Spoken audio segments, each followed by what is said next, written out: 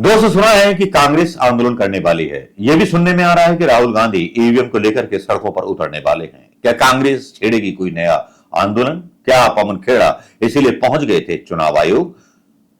क्या होगा अगर राहुल गांधी सड़कों पर उतर गए? चुनाव आयोग, ईवीएम और मोदी जी की उस सिस्टम के खिलाफ जो मोदी जी ने खुद बना लिया है। देखिए आगे की खबर।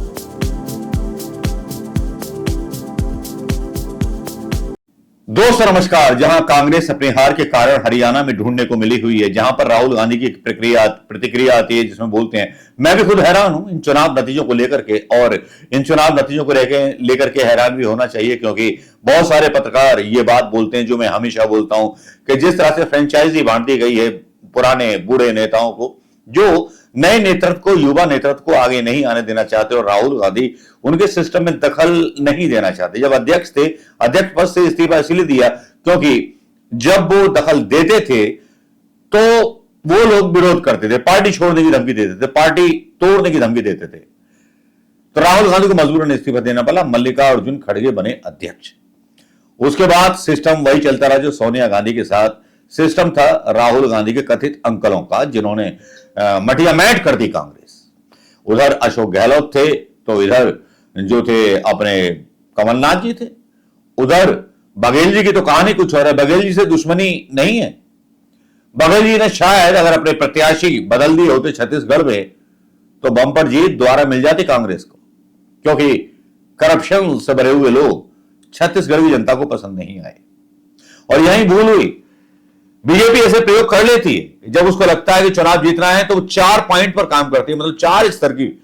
पहला स्तर प्रशासनिक होता है, दूसरा स्तर जो है चुनाव आयोग होता है, तीसरा स्तर जो होता है संगठनात्मक। वो लोग जो जिनका रिकॉर्ड खराब है, जिनके बारे में रिपोर्ट खराब है, जो भ्रष्टाचार कर रहे हैं, उनको बदल दो। और चौथा स्तर होता है मीडिया की लाइनों को मैनेज कर लो। यह है बीजेपी का। और एक पांचवा और है कि कांग्रेस के कुछ बिकाऊ टिकट बांटने वाले दलालों से संपर्क करो और बीजेपी के लोगों को ही कांग्रेस में शामिल करा करके उनको हरवा दो। यह तैयारी करती है। और बहुत बोल चुके हैं मोदी जी कि एक स्तर पर तैयारी नहीं होती, हम बहुत सोच समझ के तैयारी करते हैं चुनाव जीतने के लिए। इसीलिए हारा हुआ चुनाव जीत लिया। चुनाव आयोग और सारी कुछ चीजें जेब में थी। अब करते रहो क्या करना है। लोगों ने बहुत खुलकर के आरोप लगाए भूपेंद्र सिंह हुड्डा पर और उनके परिवारवाद पर, उनके अहंकार पर। अखिलेश यादव भी जो है बहुत मुखर होकर के बोल रहे हैं कि जहां 10 सीटें थी उन्होंने 6 सीटों पर अपने उम्मीदवारों का ऐलान कर दिया है अखिलेश यादव ने। महाराष्ट्र में शिवसेना भी बोल रही है कि जीती हुई बाजी हारना कोई सीखे तो कांग्रेस से सीखे। तो राहुल गांधी ने जो अब तक किया धरा था वो सब पानी हो गया। मतलब हरियाणा के हारे आप जग हार गए। संगठन बनाने के लिए हरियाणा के अध्यक्ष बोलते रहे, लेकिन शैलजा और हुड्डा का आधिपत्य यहां भी चलेगा, इसलिए संगठन नहीं बनाया गया हरियाणा में। न राजस्थान में बनाया गया है, न मध्य प्रदेश के अंदर बनाया गया है। वहां भी दखलंदाजी होती है कि जिला अध्यक्ष ये होगा या वो होगा। कोई ऐसा मल्लिकार्जुन खड़गे भी अब तक ऐसा कोई इलाज नहीं ढूंढ पाए कांग्रेस का या संगठन के बारे में कि वो सही तरह से उसको इंप्लीमेंट कर पाए। सवाल यही उठ रहा है कि हारे क्यों। पवन खेड़ा भी बोले हारे क्यों।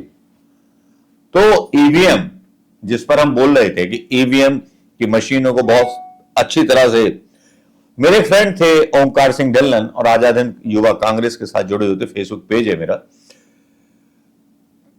तो वो जुड़े हुए थे। उन्होंने यात्रा भी की थी ईवीएम के बारे में। राजा दिव्य सिंह भी बोले थे ईवीएम के बारे में।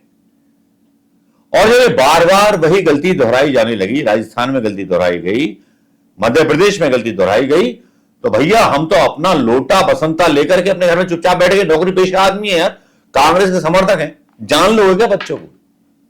एक्सीडेंट हो गया, दुनिया भर की चीजें हुई हमारे साथ, कोई नेता आया क्या? किसी नेता को हमारा नाम पता है? हमारे दोस्तों का जो 2014 में संजीव शरण, ओमकार, कपिल गर्ग और नीलोत्पल, ये बहुत सारे लोग हुआ करते थे। नहीं, कोई नहीं आया। अब सारी बातें आ रही हैं अशोक गहलोत जी के बारे में बात आ रही है और माइक्रो ये फेल हो गया, वो फेल हो गया। अरे अब आंख खुली है। जो यूट्यूबर्स अजीत अंजुम, रवीश कुमार और आपके अभिसार शर्मा, मैं इनसे सवाल करता हूं, भैया आप पत्रकार हो, आपके पास खबर नहीं थी? जीत की भविष्यवाणी वैसे ही कर दी। आपको नहीं पता थी कि हरियाणा में किसकी चलती है? राहुल गांधी पे आप जो है टमाटर मतलब पीस करके फेंक देते हो। राहुल गांधी की चलती कहां है पार्टी में? यही तो मैं बोलता हूं। राहुल गांधी केवल एक ऐसा चेहरा है जो राजनीति की ऐसी मॉडलिंग करने निकल जाते हैं, नुमाइश करने निकल जाते हैं, जिनके नाम पर कांग्रेस को वोट मिलते हैं। होड़ा निकल जाए पूरे देश में, वोट मांग के दिखाएं। अशोक गहलोत अपने नाम में वोट मांग के दिखाएं। 3 बार शर्मनाक करवा चुके हैं हरियाणा, मतलब राजस्थान और घुंटा के नाम पर कई बार हार चुके हैं चुनाव। जाट वोट चाहिए, जाट बनेगा। अरे लौंडे राहुल को क्या पता, वो तो सारा पप्पू है। अशोक गहलोत पप्पू है, उसको क्या पता है? उसको तो ये नहीं पता दाल वाल क्या है। तो यही कांग्रेस के नेता बोलते हैं, तभी बीजेपी वालों की हिम्मत होती है। और ये कांग्रेस के नेता उसका खंडन नहीं करते। बुड्ढे बुड्ढे बुड्ढे जो अंकल जी हैं, ये अंकल जियों ने कांग्रेस बर्बाद कर दी। लेकिन अब थोड़ा सा उम्मीद जगी है पवन खेड़ा जैसे नेताओं से, जो चुनाव आयोग पहुंच जाते हैं और बहुत सीधे से बात करते हैं, चुनाव आयोग में अपना प्रतिरोध दर्ज कराते हैं और बयान देते हैं सीधा सीधा ईवीएम के बारे में। कई डेलीगेशन के नेताओं को साथ में लेकर के जाते हैं पवन खेड़ा और भी शिकायतों से अवगत कराते हैं जो हरियाणा चुनाव में हुई, जहां 90% बैटरी चार्ज थी 27-28 जगह। चुनाव आयोग में अचानक से, चुनाव आयोग की जो वेबसाइट थी वहां अचानक से मतलब जो था अपडेट जो होता है वो रोक दिया गया था। और फिर जफर इस्लाम आते हैं, मैंने कल का वीडियो बताया, जफर इस्लाम आते हैं, धमकी भरे लहजे में न्यूज 24 के मानक गुप्ता से बात करते हैं और उसके बाद सारे के सारे चैनल, शायद फोन आ गया था उन पर, क्या आ गया था, वो सबके सब जो है चुनाव आयोग की वेबसाइट के हिसाब से बात करने लगते हैं। लेकिन पवन खेड़ा आज चुनाव आयोग पहुंचे हैं, क्या चुनाव आयोग उनकी बात सुनेगा? वो कैंचुआ प्रधानमंत्री मोदी की राजनीति की जमीन का वो कैंचुआ है जो उनकी राजनीति की जमीन को उर्वरक बना रहा है, क्या वो सुनेगा? लेकिन पवन खेड़ा क्या बोलते हैं, चलिए इनका वीडियो हम डाल देते हैं। इलेक्शन कमीशन को हमने अवगत कराया। करीब 20 शिकायतें जो हमारे पास आई हैं, उनमें से 7 लिखित शिकायतें जो अभी आई हैं 7 कॉन्स्टिट्यूएंसीज से, जिसमें बैटरीज का खास तौर पे जो 99% बैटरीज दिखा रही थी काउंटिंग के दिन, और बाकी मशीनें जो सामान्य थी वो 60-70% दिखा रही थी।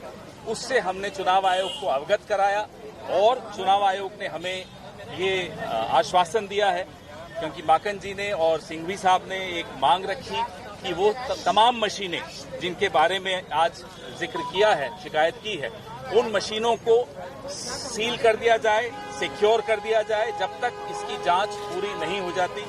हमने चुनाव आयोग को ये भी कहा कि अगले 48 घंटे में हम बाकी शिकायतें जो हमारी एकत्रित हो रही हैं, हरियाणा प्रदेश कांग्रेस कमेटी के अध्यक्ष उदय भान जी इकट्ठी कर रहे हैं, वो तमाम शिकायतें भी हम अगले 48 घंटे में उपलब्ध करा देंगे चुनाव आयोग को, और उसके बाद वो सारी मशीनें सिक्योर कर दी जानी चाहिए ताकि उससे कोई। जिस तरह से पवन खेड़ा जी ने बताया, सारा इलेक्शन कमीशन के सामने सारे हमने मुद्दे रखे हैं कि किस तरह से ईवीएम हैक की गई है। मुख्यमंत्री ने खुद ने कहा कि सारी व्यवस्थाएं हर तरह से हर किस्म की हो चुकी हैं और हम सरकार बनाएंगे।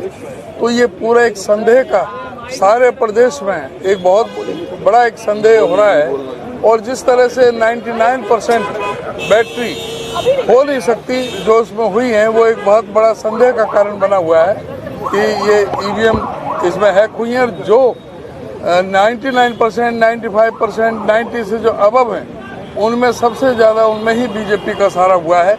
जहाँ 60 और 70% है वहाँ पे ये नहीं जीत रहे। तो ये एक पूरा संदेह का कारण बना हुआ है कि ये कारण क्या है और ये 99% कैसे बैटरी चार्ज हो गई। जब पूरा दिन बैटरी इस्तेमाल होती है, कोई भी आप मोबाइल के रखें तो पूरा दिन आप रखोगे तो वो निश्चित तौर से वो डाउन होगी। 99% नहीं हो सकती किसी भी सूरत में। ये पूरा संदेह का कारण बना हुआ है। उसके बारे में हमने इलेक्शन कमीशन से कहा है, इलेक्शन कमीशन की ये साख का भी सवाल है, इस चीज़ को क्लियर करें ये क्या कारण है, और हमें पूरे जनता के समक्ष इस बात को रखें कि इसका क्या कारण है। ये पूरा संदेह का, और वीवीपैट की पर्चियां मिलान करने के लिए आरओ को बहुत सारी विधानसभा में कहा गया, लेकिन आरओ ने उस चीज़ को स्वीकार नहीं किया और वीवीपैट की पर्चियां नहीं मिलाई उस मशीन के साथ में। एक ये बहुत बड़ा कारण है। खेड़ा चुनाव आयोग में जाकर के अपना जो है विरोध तो मतलब दर्ज करा सकते हैं, लेकिन आज के जो पत्रकार जिनके मतलब आंखें खुल गई, अब वो राहुल गांधी पे आरोप लगा रहे हैं अभिसार के अंदर का नाम है, आपने बात क्यों नहीं करी, आपको मिलना चाहिए था, ये करना। अब एक घंटा पता है तुम्हें कांग्रेस की राजनीति के बारे में, अभिसार और अंजुम और ये, आप तो हमेशा आरोप लगाते रहे। राहुल गांधी से पैसे कमाने को मिल जाए इसलिए उसको कवर करने पहुंच जाते थे सारे के सारे ये यूट्यूबर। जब कहां थे, जब 2014 से हम लोगों ने संघर्ष शुरू किया था सरकार के खिलाफ बोलना, तब कहां थे ये यूट्यूबर्स, कथित राष्ट्रीय चैनल के पत्रकार? कांग्रेस को चढ़ा दिया, और पत्रकार होते तो कांग्रेस को हकीकत बताई होती हुड्डा साहब की, राहुल गांधी को बताई होती हकीकत हुड्डा साहब की, बताई होती अशोक गहलोत की हकीकत, बताई होती बघेल साहब का है क्या। बस दिल्ली के एक कमरे में बंद होकर के बैठ के, बहुत आसान है एक यूट्यूब का वीडियो बना देना, क्योंकि आपका फेस जाना माना है, आपका फेस राष्ट्रीय चैनल पर चला है, तो आप कुछ भी डाल दोगे, कुछ भी बता दिया जाएगा। एक चढ़ूनी नाम का किसान नेता जो मतलब बोलता मैं लाखों का नेता हूं, उसको 3000 से भी कम वोट मिले हरियाणा में। बहुत सी ऐसी सीटें थी जो कंप्रोमाइज हो गई। चित्रा साबरा जो अनिल विज को हरा सकती थी, कांग्रेस की नेता थी, शैलजा के कहने पर उनका टिकट काट दिया। अरे यार, जब पुराने नेताओं के बच्चों का टिकट काटा जा सकता है तो कांग्रेस में युवाओं का क्या स्थान है? राहुल गांधी जी क्या जवाब देंगे? आज मैं आपसे पूछूंगा, राहुल गांधी जी, आपका एक भाषण सुना था और उससे बड़ा मुतासिर हुआ था मैं। आपने कभी बोला था कि मैं चाहता हूं कि अंतिम पंक्ति में खड़े हुए कार्यकर्ता को विधायक या मंत्री बनने का मौका मिले, लेकिन क्या वास्तव में ये सच है? क्या आप करा पाएंगे ऐसा? क्या आप कर पाए हैं अब तक ऐसा? मेरे पास भी यूपी में चुनाव हो रहे थे, बड़ी इंटरेस्टिंग स्टोरी बताता हूं। मेरे पास आया कि सब शिकारपुर से जो है हुड्डा साहब और उनके रिश्तेदार निकलेंगे, तो मैं तो झक रह गया यार। मैंने सबकी रिश्तेदारी, सबका सब कुछ, राजस्थान से लेके हरियाणा से लेके यूपी तक है, और वहां मैं अपने मित्र गुड्डू पंडित के खिलाफ हो गया। गुड्डू पंडित को भी मैंने कांग्रेस में शामिल होने के लिए काफी कोशिश की, लेकिन कांग्रेस ने नहीं लिया। कहानियां बहुत हैं, अजीबोगरीब हैं। अब ये राहुल गांधी जी को तय करना है कि राजनीति से संन्यास ले लें। कांग्रेस की राजनीति उनके स्वास्थ्य के लिए हानिकारक है, और हम राहुल समर्थक उनकी वजह से टेंशन में हैं। अगर वो राजनीति में नहीं होते तो हमें घंटा नहीं पड़ी है कांग्रेस को सपोर्ट करने की। बहुत सीधी सी बात बोलते हैं, हमें घंटा नहीं पड़ी कांग्रेस को सपोर्ट करने की, कांग्रेस सिस्टम को सपोर्ट करने की। केवल राहुल और गांधी परिवार की वजह से हम लोग जुड़े हुए, क्योंकि हम वोटर हैं और समर्थक हैं। खुल के बोलते हैं ना, हम चापलूस नहीं है, हम पैसे लेकर पत्रकारिता या पैसे लेकर खबरें नहीं डालते या यूट्यूब नहीं बनाते। हमारे दोस्तों का और हमारा इतिहास है, हमने बिना लालच के काम किया।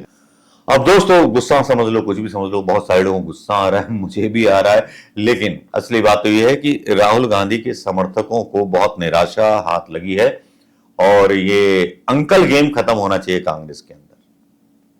राजीव गांधी के जमाने के नेताओं को रिटायर हो जाना चाहिए बाइज्जत, वरना आईवाईसी को संजय गांधी के स्टाइल में राहुल गांधी जी को बोल देना चाहिए कि जूते मार के भगाओ। नमस्कार, जय।